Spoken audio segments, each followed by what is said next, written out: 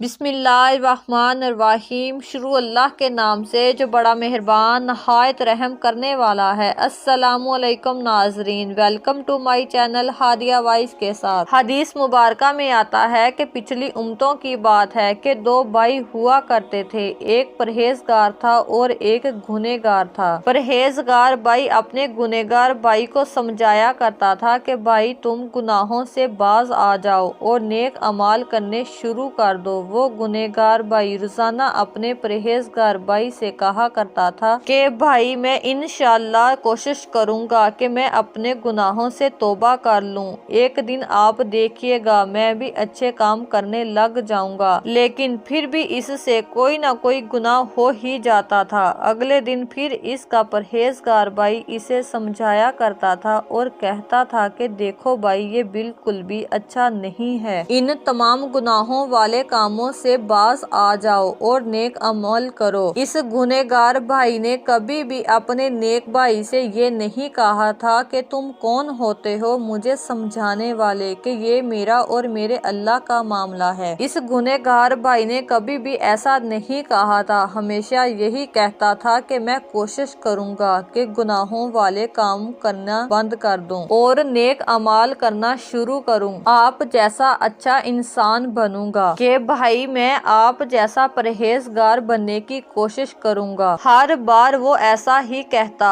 لیکن اللہ تعالیٰ کی قدرت اس سے ہر بار کوئی نہ کوئی گناہ ہو ہی جاتا تھا، لیکن اس گنہگار بھائی نے کبھی بھی غرور تکبر نہیں کیا تھا، ہمیشہ اپنے پرہیزگار بھائی کی باتیں غور سے سنتا اور اس پر سچے دل سے عمل کرنے کی کوشش کرتا تھا۔ وہ الگ بات ہے کہ وہ پھر بھی گناہ والے کاموں کی طرف مائل ہو جاتا تھا۔ ایک مرتبہ وہ نیک بھائی اسے سمجھا رہا تھا تو اس پر وہ گنہگار بھائی بولا، اللہ معاف کرنے والا ہے، اللہ مجھے معاف کر دے گا۔ اس پر اس کا پرہیزگار بھائی بولا، اللہ کی قسم اللہ تجھے کبھی معاف نہیں کرے گا۔ اللہ تعالیٰ کو اس کی یہ بات سخت ناگوارا گزری، اللہ تعالیٰ نے ان دونوں کو موت عطا کر دی۔ وہ بھائی جو پرہیزگار تھا وہ جہنم میں چلا گیا اور جو گنہگار تھا وہ جنت میں چلا گیا۔ اس گنہگار کی جنت میں جانے کی وجہ یہ تھی کہ اس نے کبھی بھی غرور تکبر نہ کیا تھا اور اس نے اپنے بھائی کی باتیں